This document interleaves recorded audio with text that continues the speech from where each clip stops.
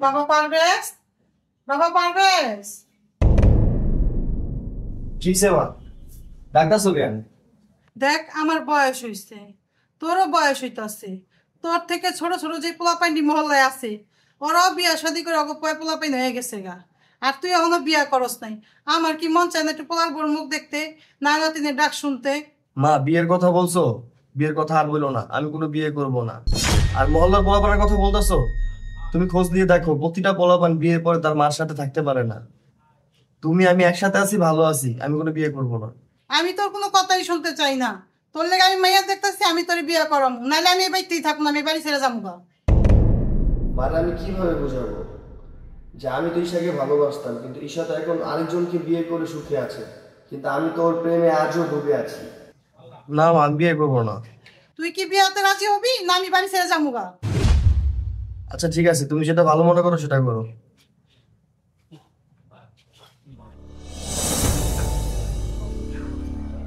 কি ব্যাপার, অনেকক্ষণ হয়ে গেল আমার হাজবেন্ড এখনো আসে না।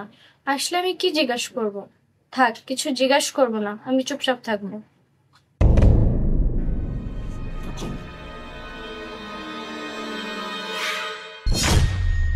কি ব্যাপার, ঈশার জন্য আমি এতই পাগল হয়ে গেছি যে আমার বাসর ঘর আমি ঈশাকেই দেখতেছি। আমি কি ভুল দেখতেছি নাকি? আরে এই তো দেখি সত্যি ঈশা, কিন্তু আমি এত বুড়ো হয়ে গেছি, ও এখনো জোয়ান। ঈশা তুমি? না না, আপনি ভুল করতেছেন। আমার নাম তো ঈশা না, ঈশা তো আমার মার নাম। আমার নাম তিশা।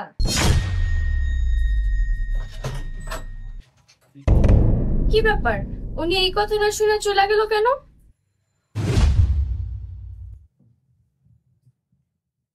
হ্যাঁ হ্যাঁ, আমি কি করলাম? শেষমেশ আমার এক্স গার্লফ্রেন্ডের মেয়েকে আমি বিয়ে করলাম। এখন আমার এক্স গার্লফ্রেন্ডকে আমার শাশুড়ি রাখতে হবে? না, এই মেয়ের সাথে আমি সংসার করতে পারবো না। ওকে আমি যখনই দেখবো তখনই ওর মার কথা আমার মনে পড়বে।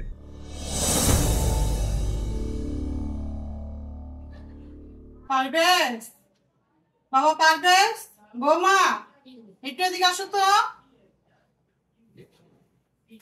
কি হয়েছে মা?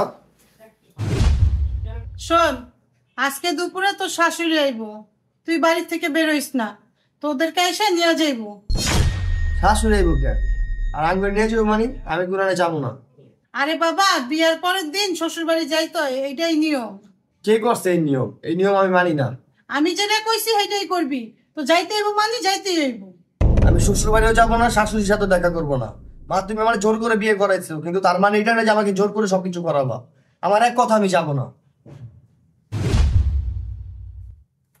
কি ব্যাপার, উনি আমাদের বাড়িতেও যেতে চাইতেছে না, মার সাথেও দেখা করতে চাইতেছে না। ব্যাপারটা তো আমি বুঝতে পারতেছি না, উনি এরকম করতেছে কেন? বৌমা, তোমার মায় আসবো, যাও সব গুছগাছ করো গা। আচ্ছা আম্মা। আসসালামু আলাইকুম বিয়াই। ওয়ালাইকুম আসসালাম। আরে বিয়াই নাইছেন আপনি, বসেন। গাড়িতে ফল আর মিষ্টি রেখেছি, একটু কষ্ট করে কারো দানায় দেন। আচ্ছা আমার মনে। আপনার শরীরটা কেমন আছে? হ্যাঁ ভালো আছি, আপনি ভালো আছেন? আলহামদুলিল্লাহ। বিয়াই, জামাই বাবাজির একটু ডাক দেন। জামাই বাবাজিরে তো সবাই দেখছে, আমি দেখি না, একটু পরিচয় হই। আচ্ছা ঠিক আছে। পারভেজ, পারভেজ। কি মা? বিয়াই, এই যে আপনার মেয়ের জামাই, আর এটা তো শাশুড়ি। সালাম আলাইকুম। ওয়ালাইকুম আসসালাম। আপনারা কথা বলেন, আমি বিয়াইনের লেগে চা নাস্তার ব্যবস্থা করি।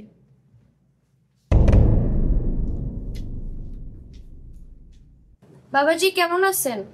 হ্যাঁ আমি ভালো আছি। ঈশা তুমি কেমন আছো? কি বেয়াদব জামাই, তুমি আমার নাম ধরে রাখতেছো কেন? তুমি কি ভুলে গেছো আমি তোমার শাশুড়ি লাগি? কেন ঈশা, তুমি ভুলে গেছো আমি তোমার সেই পারভেজ যাকে তুমি আজ থেকে 19 বছর আগে ভালোবাসতা। মনে আছে ছাদে আমাদের ওই লাস্ট কথা? পারভেজ, আমাদের রিলেশন হয়েছে 2 বছর। এই 2 বছরের মধ্যে তুমি আমাকে বিয়ে করতে পারো নাই। আমার বাবা মা আমার বিয়ে ঠিক করছে, আগামী শুক্রবার আমার বিয়ে। আমি তোমার সাথে আর সম্পর্ক রাখতে পারবো না, তুমি আমাকে ভুইলা যাও। ঈশা তুমি এগুলো কি বলতেছো? তোমাকে ছেড়ে আমি বাঁচবো না। আমি তো অনেক জায়গায় চেষ্টা করছি, বলো। আমার চাকরি হচ্ছে না, আমার চাকরি না হলে আমি তোমাকে বিয়ে করে কি খাওয়াবো? তার জন্যই তো আমি তোমাকে বিয়ে করতেছি না। আজকের পর থেকে তুমি আমার সাথে যোগাযোগ করার চেষ্টা করবা না, আর আমাকে কখনো কলও দিবা না। তুমি আমাকে মাফ করে দিও। ঈশা, ঈশা প্লিজ আমাকে ছেড়ে যেও না ঈশা। আমি এখনো তোমাকে ভালোবাসি। একদিনের জন্য আমি তোমাকে বলতে পারি নাই, তোমার স্মৃতি নিয়ে আমি সারা জীবন বাঁচতে চাই। শেষ বয়সে মার ছিদ্রের কারণে আমার বিয়েটা করতে হয়। আমি জানতাম না তিশা যে তোমার মেয়ে। আমি যদি জানতাম তিশা তোমার মেয়ে, তাহলে তিশাকে আমি কখনোই বিয়ে করতাম না। আমি শুধু তোমাকেই ভালোবাসি। আমি এটা কি করলাম? মেয়ের জামাই না দেখে মেয়েকে বিয়ে দিলাম। মান সম্মান থাকতে এখান থেকে বের হয়ে যাই, না হলে আমার মেয়ে জানলে আমার মান সম্মান থাকবে না।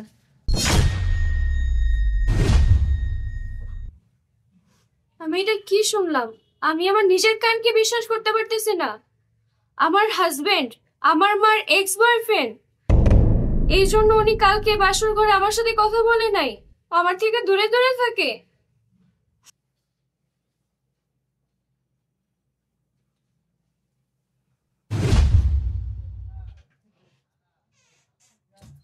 কি হয়েছে তিশা, তোমার মন খারাপ কেন? আপনি আমাকে জিজ্ঞেস করতেছেন আমার মন খারাপ কেন? আপনার লজ্জা লাগে না?